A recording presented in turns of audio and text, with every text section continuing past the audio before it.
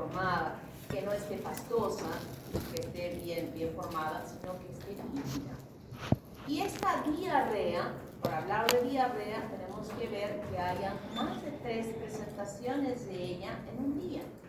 Si yo hice una vez, o si hice yo 2 veces durante el día de una deposición líquida, eso no significa diarrea.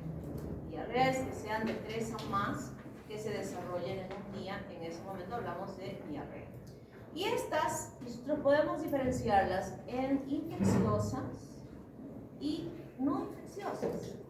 Y las infecciosas están relacionadas a la presencia de bacterias, de virus y de parásitos. Pero hay un porcentaje muy grande de diarreas que no son infecciosas y que son ocasionadas por una gran variedad de situaciones, incluso las psicológicas. Las intolerancias a la lactosa, las intolerancias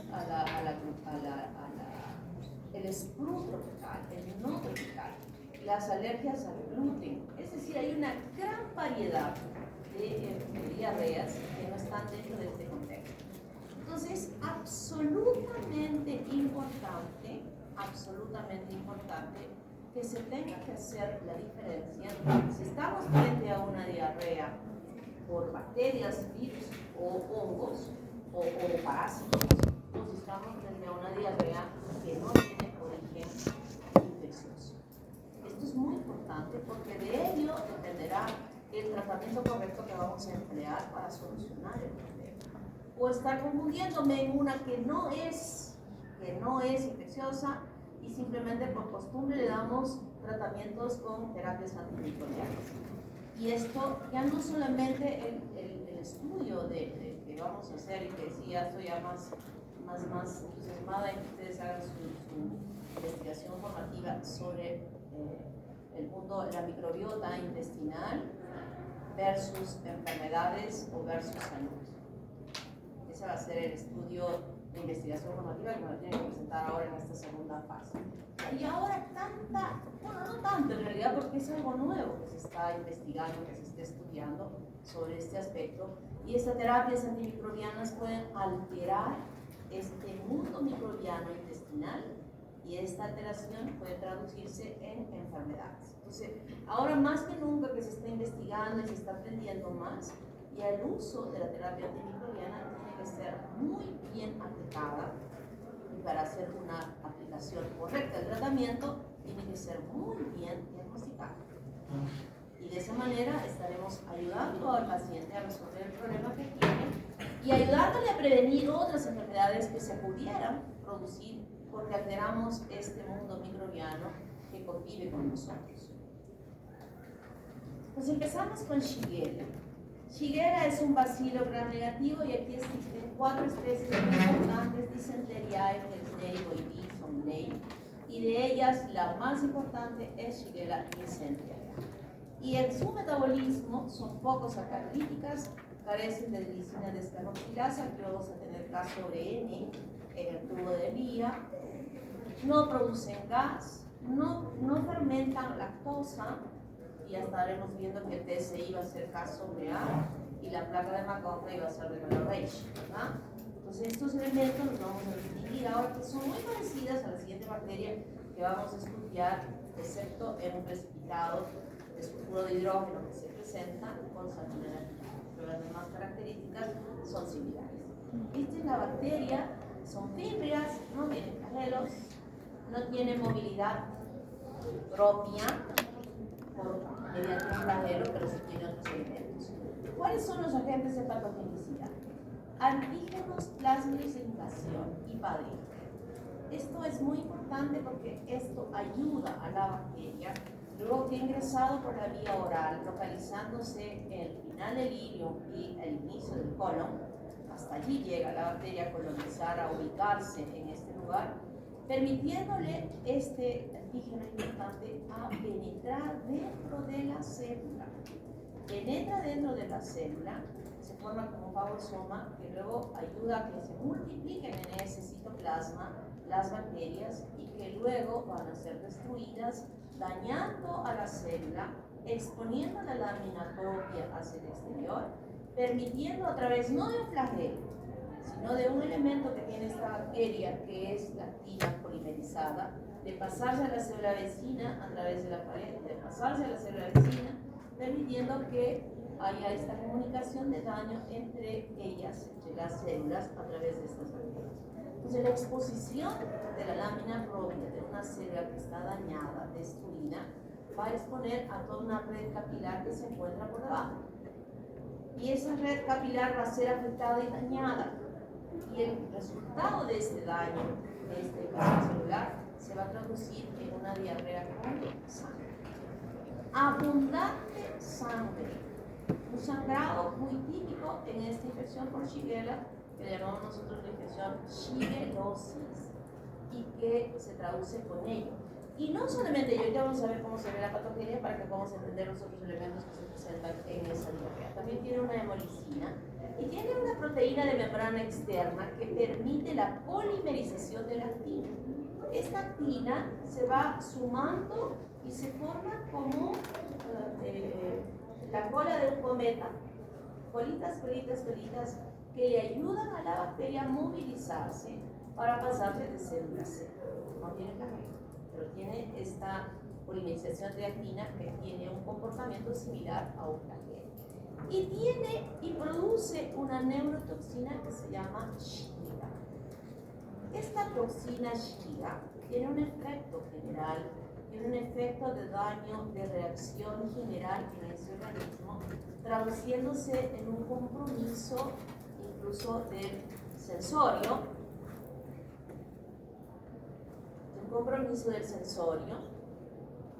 que se traduce clínicamente en este aspecto de daño. O sea, nosotros vemos un paciente con un síndrome disentérico producido por esta bacteria y vamos a ver a un paciente que se le nota enfermo, tóxico, con las ojeras, febril, con una expresión de que está enfermo. Creo que ya ustedes se extrapolan en lo que estoy mencionando, sí podemos reconocer una cara de enfermo, ¿verdad?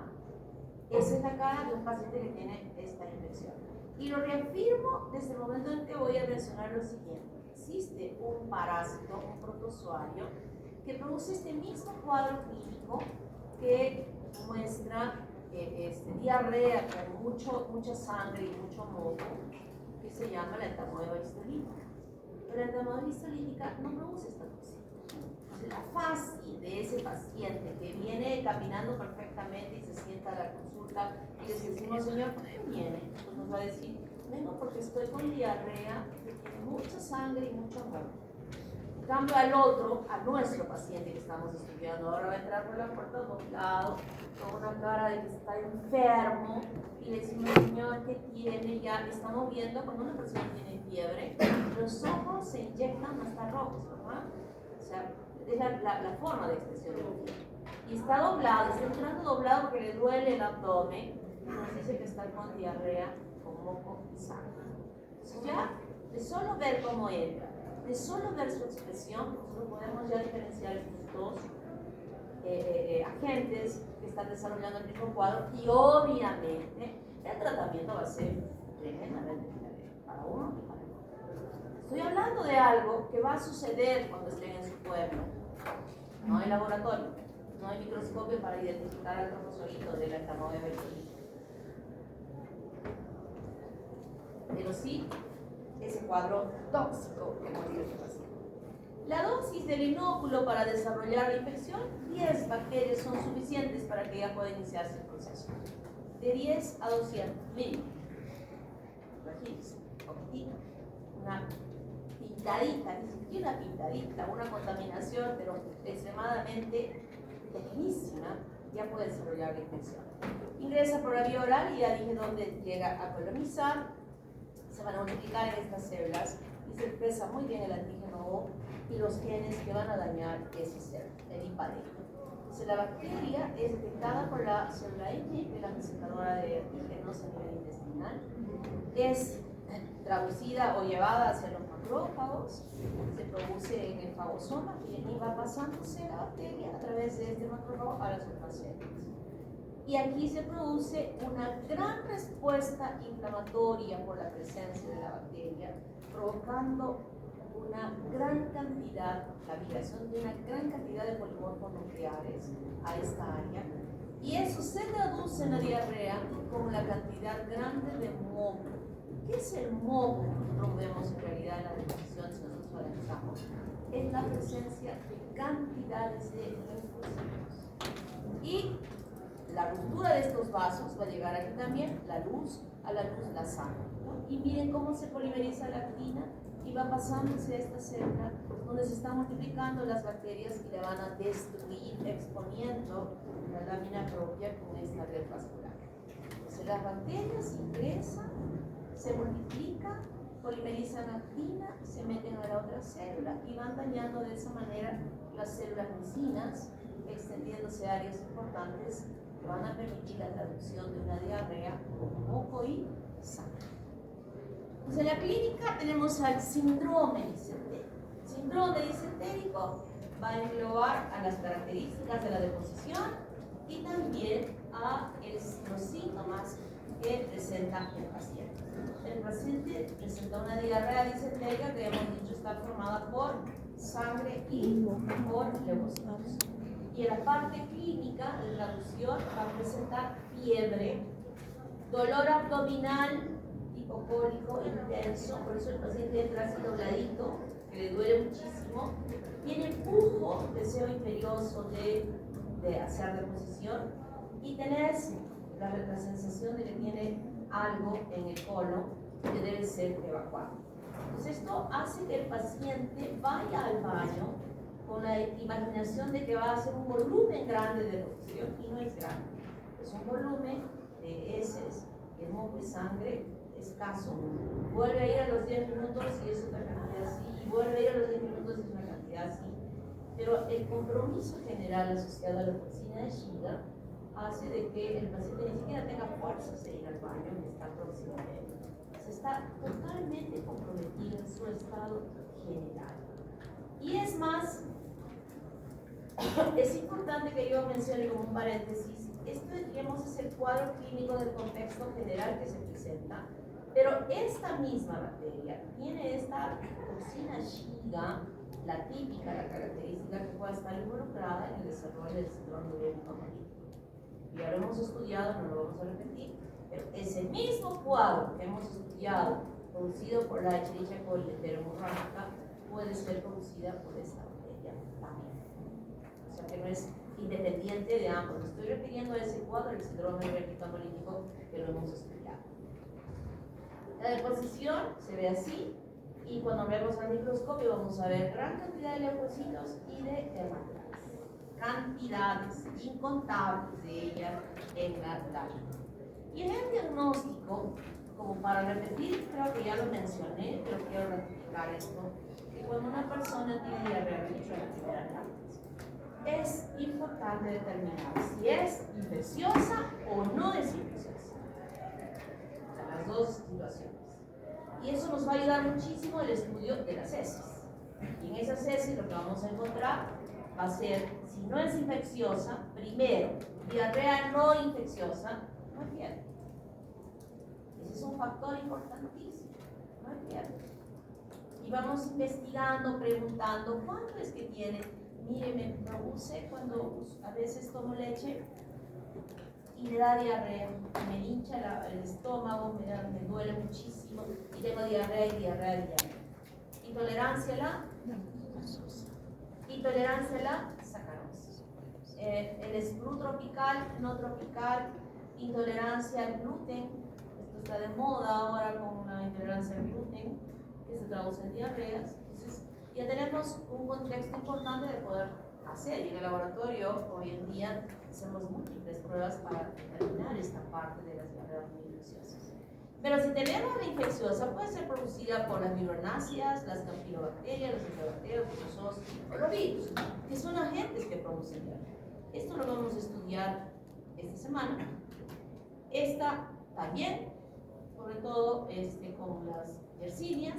Y esto que ya hemos estudiado, que vamos a emplear diferentes medios de cultivo para poder identificar a la bacteria, y luego hacemos la diferenciación biológica, ¿verdad? Y luego también podemos encontrar no solamente aquí son un punto protozoos, yo debería poner parásitos, porque no solo protozoos causan diarrea, sino también los demás parásitos que ustedes van a estudiar y los virus que vamos a estudiar también esta parte. Entonces hay algo importante que quiero que recuerden siempre. El examen para estudiar las diarreas se solicita al laboratorio bajo 3 denominaciones: leucocitos en heces, reacción inflamatoria en heces o examen de heces en fresco. Las 3 cosas que nos sigan la orden implica que nosotros debemos evaluar esas heces dentro de los 20 minutos que debe ser producido la evacuación. ¿Por qué? Porque los protozoos, que tienen 2 formas de identificación en las heces, que pueden ser como trofozoitos, que son las células vegetativas, las que se multiplican, o los quistes, que son las otras 2 formas, es la otra forma. Los trofozoitos eclosionan, revientan, desaparecen dentro de los 20 minutos de haber salido de su hábitat, que es el intestino. O sea, cuando están fuera, en esas heces, en los 20 minutos ya no encontramos nada y podemos estar dando un resultado negativo, errado, de algo que sí estuvo. Por eso es que es importante este examen de hacerlo, ¿no? Entonces aquí encontraremos quistes, trofozoitos, huevos, gusanos, todo lo que pueda producir diarrea en las personas. En cuanto a los virus, igual hacemos ese examen de heces en fresco y no encontraremos nada. No hay leucocitos, o habrá uno. No hay hematíes, o habrá uno. Y decimos, no leucocitos, no hematíes, no quistes, no trofozoitos, no huevos, no gusanos. Y el médico recibe la muestra de su niño, que realmente los niños tienen diarreas por virus. No tiene nada, pero tiene fiebre. Igual, infección intestinal viral. Tratamiento radical. En el caso de nuestras bacterias, estaremos buscando leucocitos y hematitis. En los viejitos, coprocultivo. En los niños, coprocultivo. Pero como voy a estar en mi pueblo, no hay forma de hacer coprocultivo. Empezaré con mi terapia empírica para ambos. En la meseta, ustedes se autolimitan sola en la mayoría de los casos. Pero en este caso, a este pobre de 20 años, a mi amigo Mamani, que viene doblado aquí y nos dice, le digo, caballera, se autolimitan sola, chao. ¿Cómo le voy a hacer eso? Está que se muere de dolor y está mal. Pues en ese caso, tengo que dar una terapia. Y utilizaremos, en el laboratorio vamos a usar heces, vamos a usar McConkie, vamos a usar SS y MB. Y haremos luego la identificación de la bacteria, identificación bioquímica, que ya la conocen, que la hemos estudiado, y que ahora tendrán la oportunidad de poder hacer su diagnóstico. Tratamiento. Es muy sensible a la ampicilina. Se la vamos a dar ampicilina. En el caso clínico que ustedes tienen para esta semana, nos van a decir las dosis de la medicación que vamos a emplear para tratar este tipo de infección. Como es invasiva, quiero ratificar que si no hay un buen tratamiento, es posible en inmunodeprimidos, en niños y en viejitos, pueda la bacteria llegar a otros lugares, ocasionando infecciones en otras áreas. No en otro cuerpo, pero hay que saber que puede suceder. ¿Alguna pregunta hasta aquí?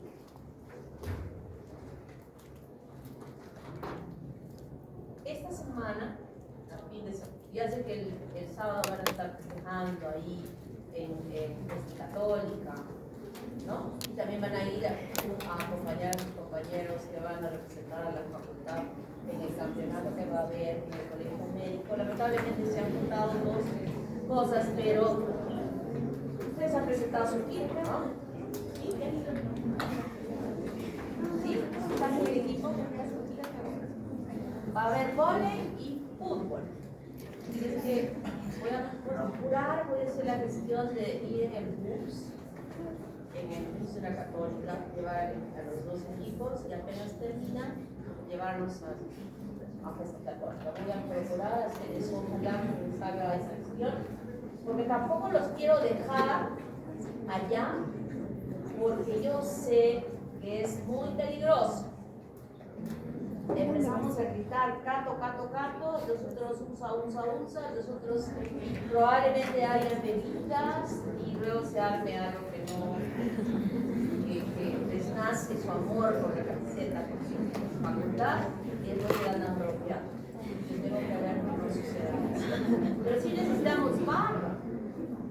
Como los demás no tienen tesis católica, van a irse con todas sus escuelas, al menos la UNSA, yo creo que o la San Martín, que también son muchísimos estudiantes. Las otras todavía no tanto, pero las otras, y es más, yo creo que hasta van a llevarse compañeros de otras escuelas para que vayan. Así que yo les voy a pedir que acompañen a su compañera que va a estar en el colegio. A las 9:10. Apenas yo tenga el ficho, les voy a pasar para que se vean.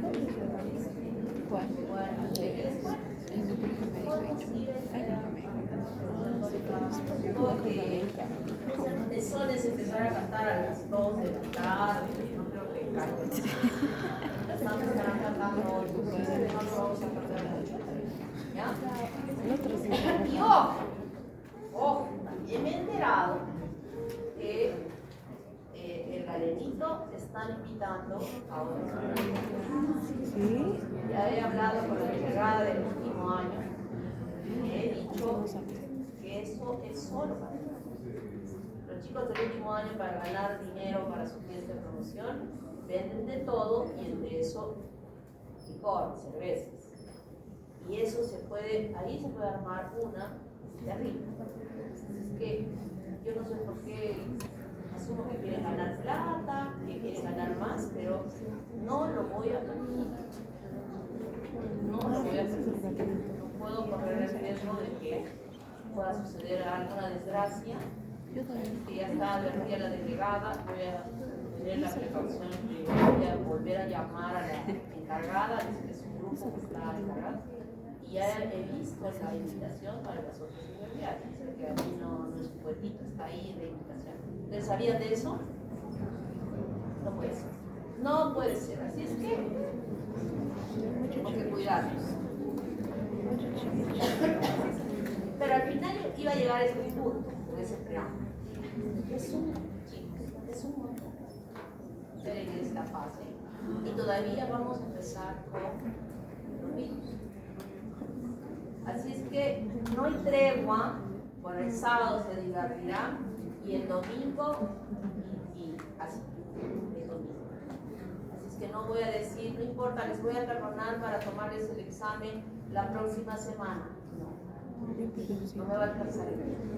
No les va a alcanzar el tiempo a ustedes para estudiar. Entonces, el domingo, a leer, y vayan avanzando en el transcurso de los días. Por favor. Es un montón. Cantidades de cantidades. Esta semana vamos a hacer como 8 materias. Si las 8 las dejo para la siguiente semana, más las otras 8.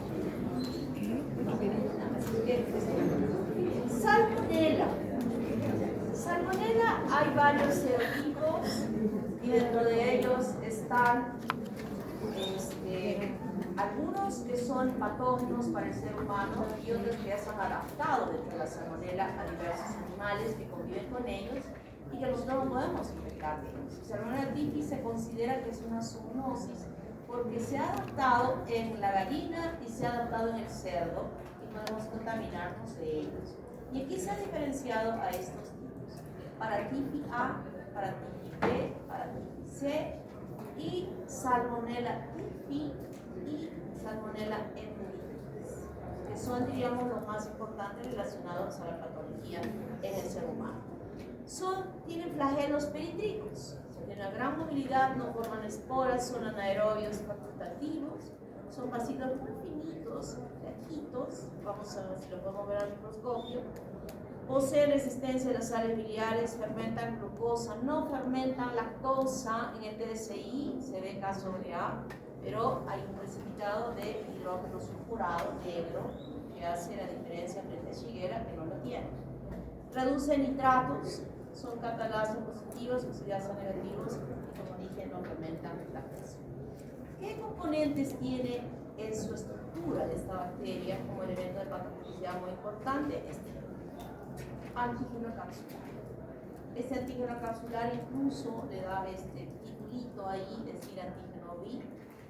Proteínas flagelares, el OS, muy importante, que ayuda justamente a determinar estos estereotipos que había mencionado yo conjuntamente con el flagelo, es decir, paratitis A, paratitis B, paratitis C, otitis o enteritis. Esa es la característica que tiene. Tiene flagelos períthricos. Enteritis produce un cuadro, como vamos a estudiar, digestivo traducido en diarrea, mientras que tipiparatitis provoca infecciones entéricas generalizadas. O sea, no solo se localizan a nivel del intestino, sino en forma general. En la patogenia necesitamos de 100 bacterias a más que estén contaminando alimentos o agua para que pueda desarrollarse la infección. Invaden la mucosa y luego que han invadido la mucosa se meten en su carrito, que es el macrófago. Y a través de este macrófago, que permite inicialmente esta respuesta inflamatoria importante a nivel de la lámina propia, donde en este caso invade ilioterminal, ese es el lugar que le encanta a esta bacteria. Y allí, ustedes recuerdan en histología que la doctora Dita les ha explicado, están las placas de Peña, ¿verdad? Que son nódulos linfáticos que se ubican a ese nivel y que van a permitir que haya una infartación de estos nódulos linfáticos que se encuentran ahí. Y cuando no hay buen tratamiento, incluso puede dañarse las células de revestimiento, comprometen estas áreas y provocan úlceras importantes que pueden sangrar, como vamos a ver en un momento.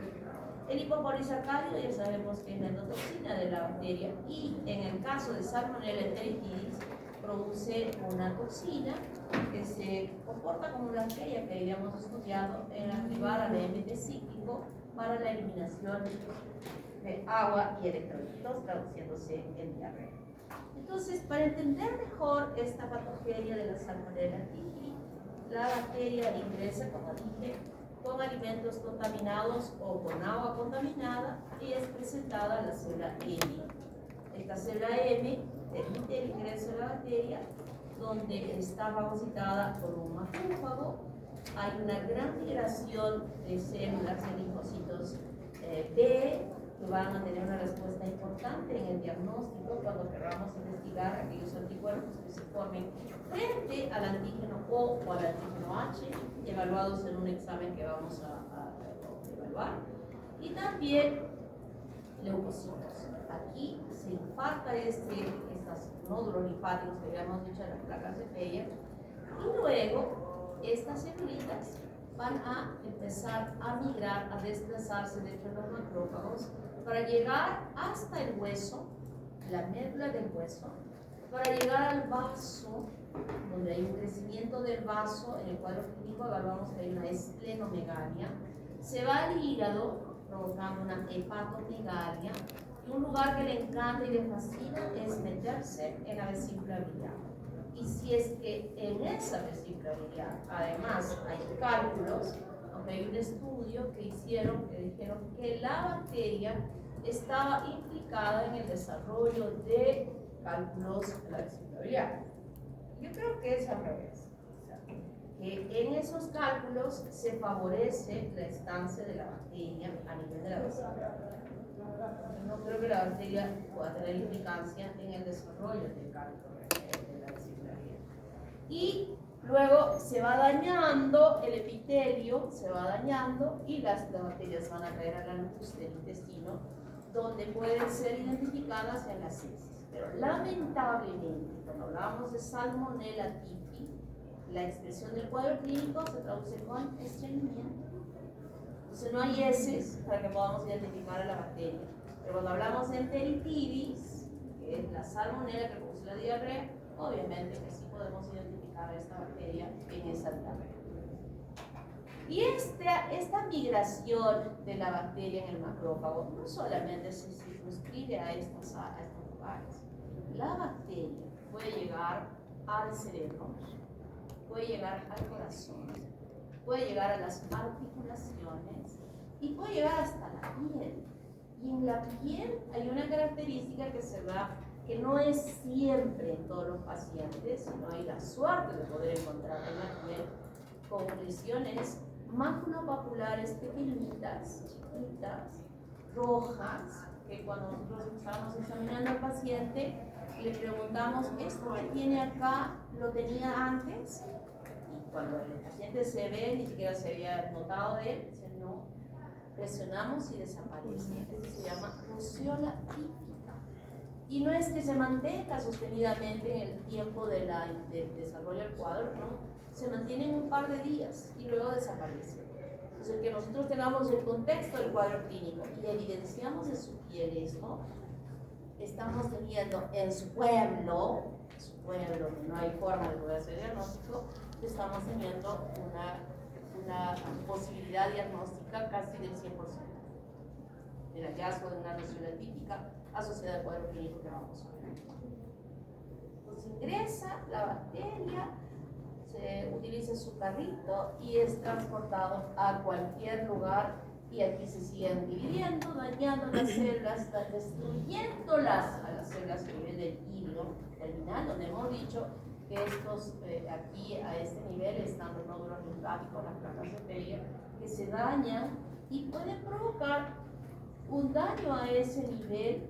Miren cómo se va dañando las epitelio, las vellosidades, y puede estar provocando incluso no solo daño, sino incluso úlceras, como en el caso que vamos a ver en aquellos cuadros que no han sido tratados correctamente. Entonces, en la clínica hemos dicho que la salmonella enteritis puede producir diarrea y está asociada esta diarrea a la eliminación de agua y electrolitos por activación del AMP cíclico y que se traduce, podamos identificar nosotros en esa muestra biológica. Pero la fiebre entérica es un cuadro clínico febril generalizado. El paciente empieza con fiebre vespertina, despierta bien, viene a la universidad, regresa a las 2 de la tarde a su casa y empieza a elevarse la fiebre. Temperaturas elevadísimas, altísimas. Y esta temperatura se asocia además a la presencia de cefalea. Así se dice, me duele terriblemente acá o me duele acá atrás. No tiene ganas de comer, está totalmente decaído, porque está con fiebre, no tiene ánimos de nada, ¿no? Está todo decaído, no quiere comer, está estreñido y la fiebre se sostiene. Al día siguiente parecía que hubiera estado mejor, otra vez en la tarde y otra vez en la tarde. Entonces, aquí dice, hay algo raro, ¿no? Y no hay un foco, no tiene diarrea, no tiene tos, no le arde el orinar, entonces es una infección y sí le duele la tos. Ustedes cuando hagan el examen clínico me van a ir refiriendo qué síntomas, qué signos encontramos en el examen del abdomen, sobre todo a la palpación. ¿Qué vamos a encontrar? ¿No? Entonces, cuando llega a la consulta, hacemos exámenes que nos tienen que ayudar a sospechar que estamos teniendo esta infección. Es verdad que ha caído, es verdad, pero les comenté el otro día que habíamos hecho un estudio con unas niñas de la profesión anterior sobre las ensaladas, ¿se acuerdan? Les comenté. Y sobre esas ensaladas habíamos encontrado Salmonella typhi y Shigella. O sea, ahí encontramos. O sea que es posible, a pesar de que sí ha bajado la incidencia, si uno se infecta con ella, sí hay riesgo de poder desarrollar la infección. Y luego de este estreñimiento y de la fiebre, si es que no hay tratamiento, van a venir una serie de complicaciones que son bastante graves. En el caso de la Salmonella enteritis, ingresa por la vía oral, llega al hilo terminal. Aquí la bacteria ingresa hasta la lámina propia, pero no es en las que van a irse. Y simplemente va a haber una reacción de inflamación importante, o la respuesta mediada por todos los mecanismos de inflamación, pero lo más importante es que se simula que haya una activación del AMP cíclico para la eliminación de agua. En el caso de la salmonela tipi, que yo he dicho que se afecta y que daña completamente, miren esto. El paciente presenta enterorragia. ¿Qué significa esto? Hay sangrados que son eliminados como sangre a través del recto, pero hay otras que hay sangrados que no parecen sangre, sino son negras. Cuando hay una hemorragia digestiva a nivel del estómago o del duodeno, por alguna úlcera a esos niveles, la sangre que ha salido va a pasar por todo el resto del intestino y en todo ese trayecto se digiere la sangre. Y la digestión de esa sangre va a cambiar el color de ser rojo a negro. Y cuando se evacúa a través de las heces son negras oscuras como la brea. Y a eso le llamamos melena. Si nosotros vemos ese aspecto de la deposición, decimos, esta persona ha tenido un sangrado a nivel del duodeno o del estómago. Pero cuando nosotros vemos que esa deposición es con sangre roja rutilante, hablamos de enterorragia. Y una complicación que se presenta en la salmonela, con la salmonela tipi, es justamente la enterorragia. Entonces, no hay ¿de dónde está sangrando un paciente de 25 años? Hemos dicho que cuando había enterorragia en un niño de chiquitito, ¿en qué pensábamos?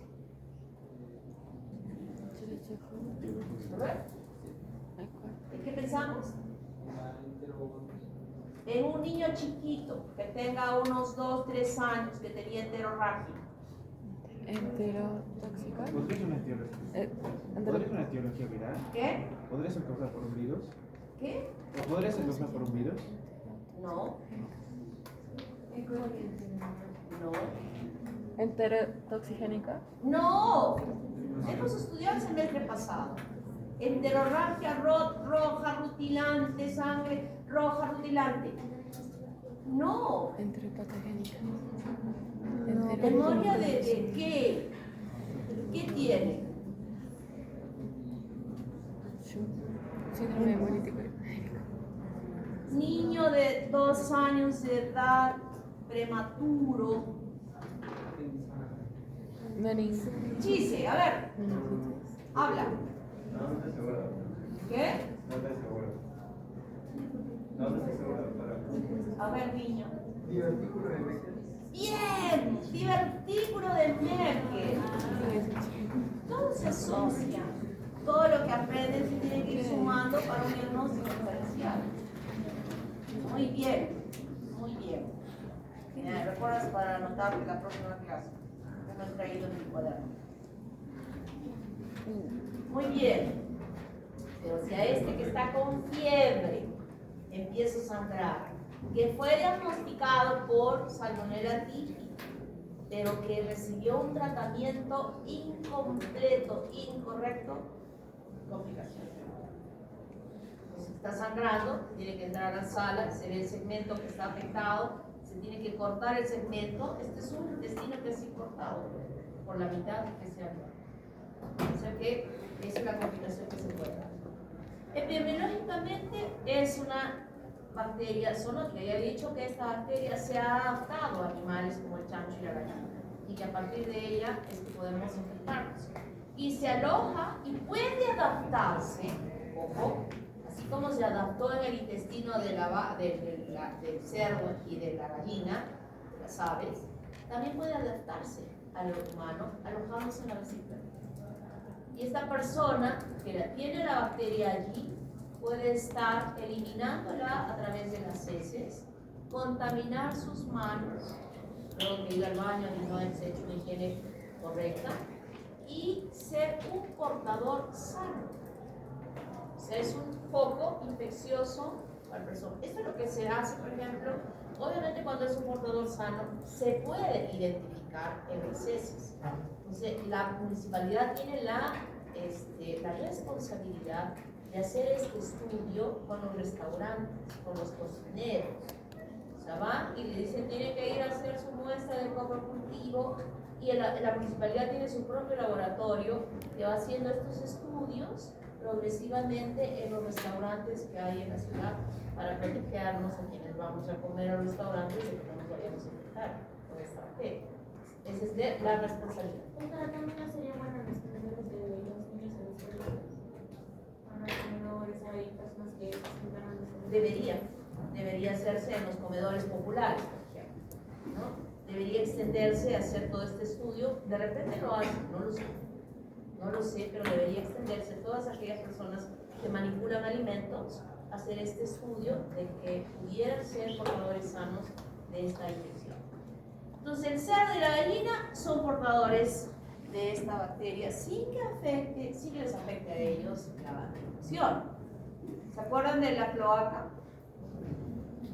Les dije, miren la cloaca, es un área donde está integrada la parte genital, urinaria y rectal.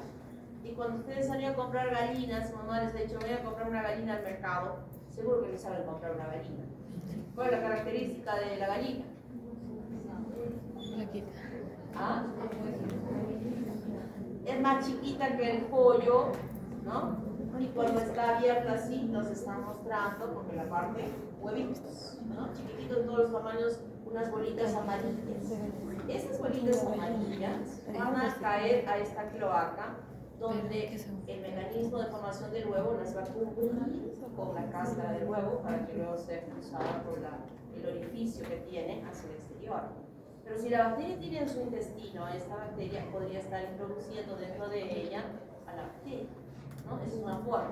Y en el caso del cerdo, la carne cruda, por la contaminación, no es que la misma carne la tenga, sino que en el momento del procesamiento de matar al cerdo, no decía, a ver, los intestinos les vamos a cuidar con un guantecito, los vamos a tirar para aquí, eso no hay en los mataderos, o sea, se puede contaminar el tubo digestivo que ha cortado y se ha lastimado con la carne, y la carne no se lava, allí no se lava, ¿verdad?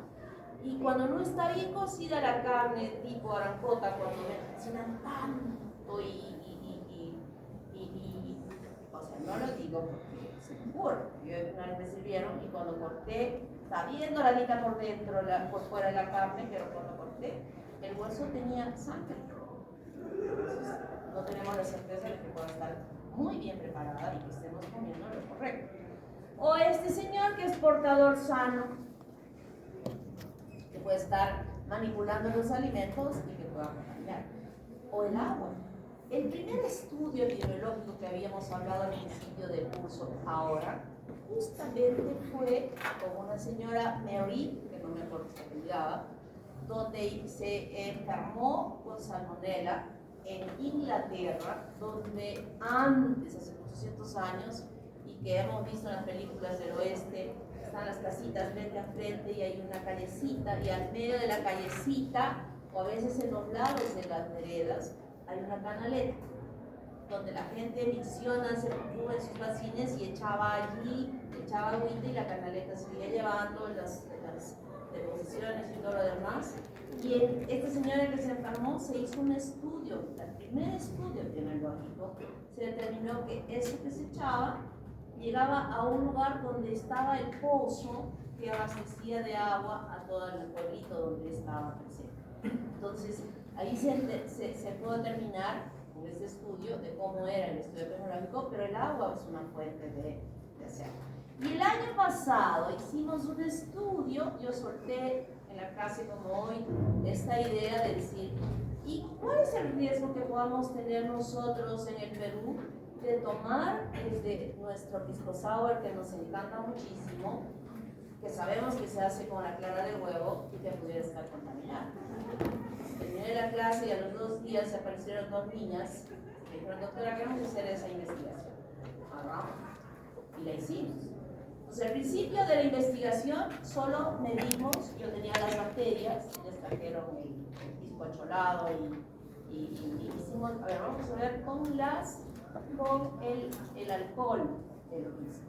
Hicimos varias diluciones, sembramos en ella a Salmonella typhi y cultivamos en las plantas. En la mayor y la menor dilución, Salmonella creció.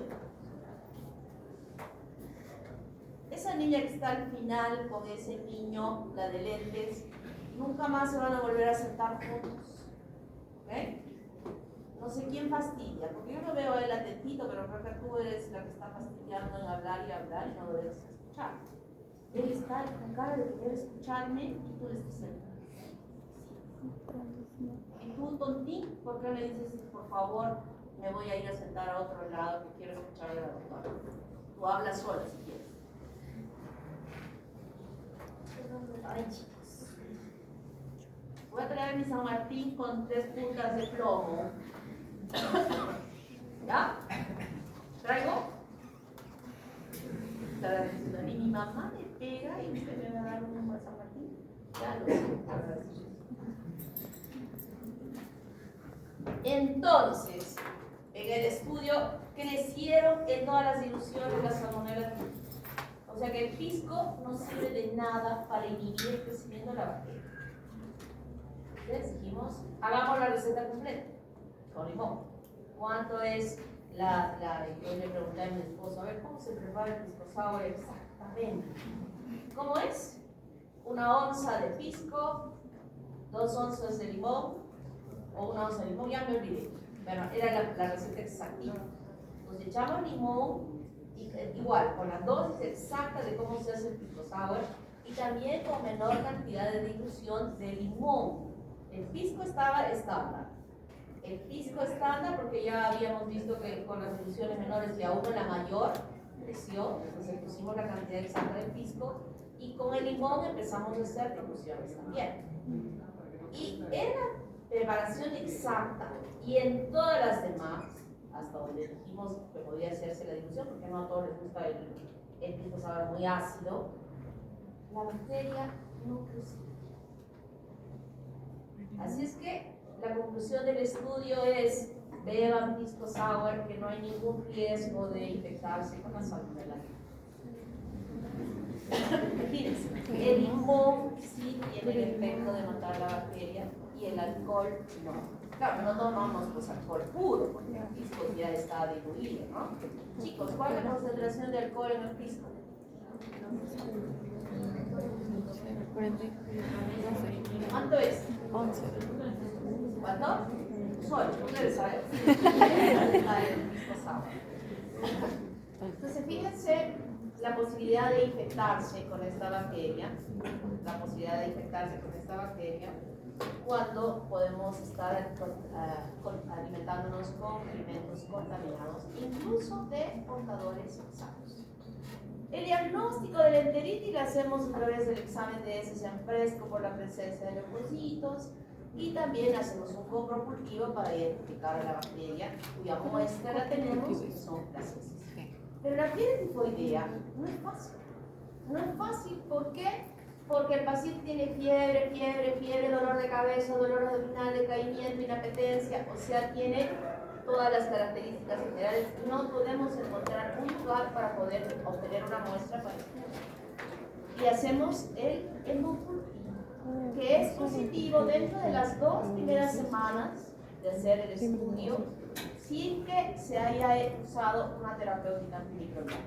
Ya recuerdan lo que les he dicho, una sola dosis de terapia antimicrobiana que recibe el paciente, los estudios microbiológicos no van a ser.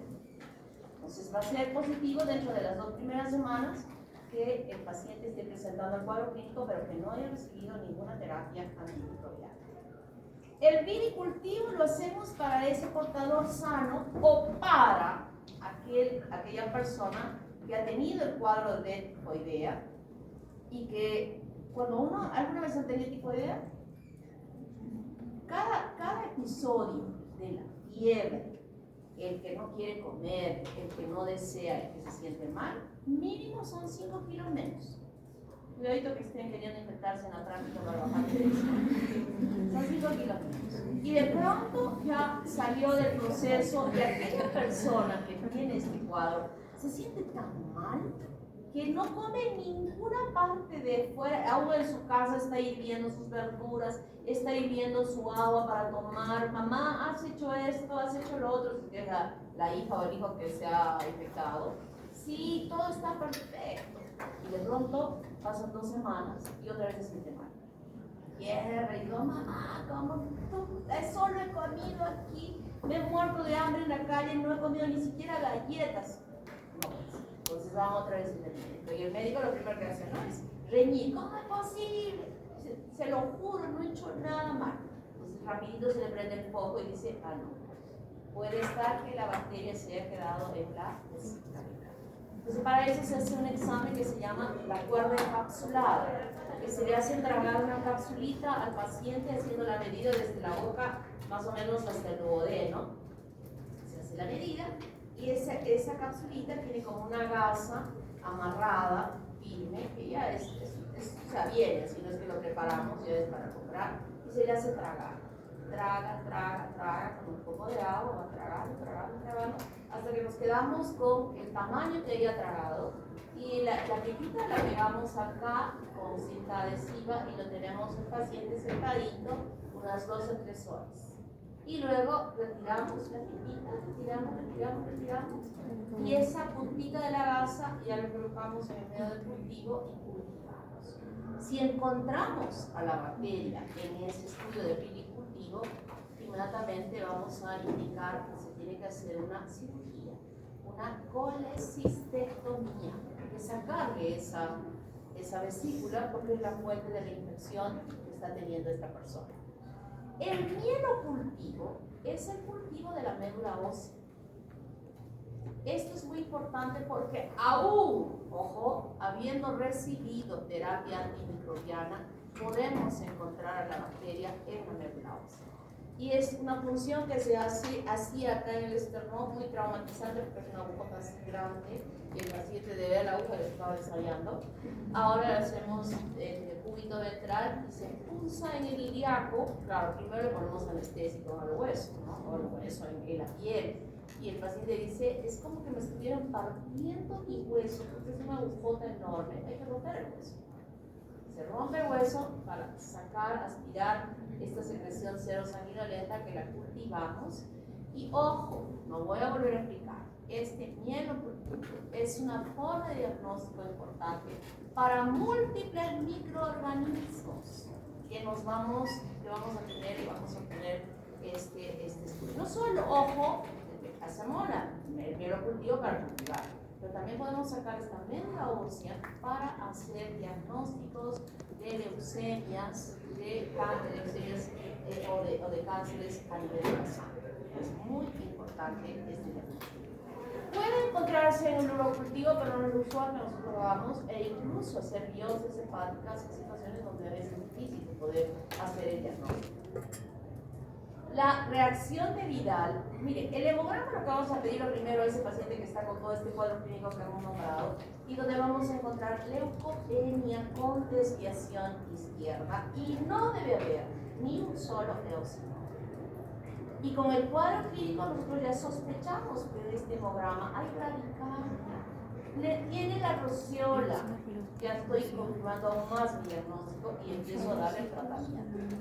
La reacción de Vidal se hace a la semana de haber iniciado el cuadro clínico, no el tiempo de incubación que va a durar hasta 2 semanas o a veces muchas más, no, sino desde el primer momento que dijo, tuve fiebre desde el lunes, cortamos una semana.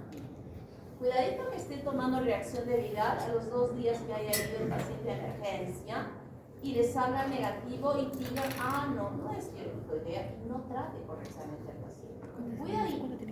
Ese no es un examen de inicio, es un examen a la semana que nos va a servir para confirmar nuestro diagnóstico frente a esta evaluación del típico O y el típico H que valoramos en diluciones mayores sobre 1/160. Eso es positivo.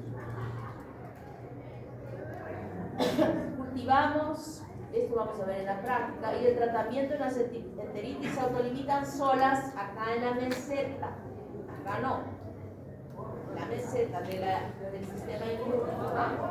Niños, meseta, viejitos, acá se autolimitan solos, pero acá hay que dar tratamiento de acuerdo al diagnóstico que tengamos. Y en la fiebre tifoidea usamos amoxicilina, ciprofloxacina, diferentes tratamientos. Con el cloralfenicol hay que tener mucho cuidado porque puede provocar aplasia o hipoplasia medular, no produciéndose glóbulos rojos ni blancos, y el tope de uso es de 20 gramos, no podemos pasar de 20 gramos, pero es una de las drogas ideales para vencer a esta bacteria. En nuestra raza podemos usarlo, pero los americanos desean que no usan clorpericol porque son mucho más sensibles a que se pueda explicar aplasia o hipoplasia medular. Ojo, el tratamiento debe durar 14 días. 14 días. Así el tercer día ya no le duele la cabeza ni nada. Recuerden que la bacteria ha ido a por todo el cuerpo. Por favor. Entonces, evitemos las complicaciones que pueden venir si no se hace un tratamiento correcto. Vamos a quedar allí.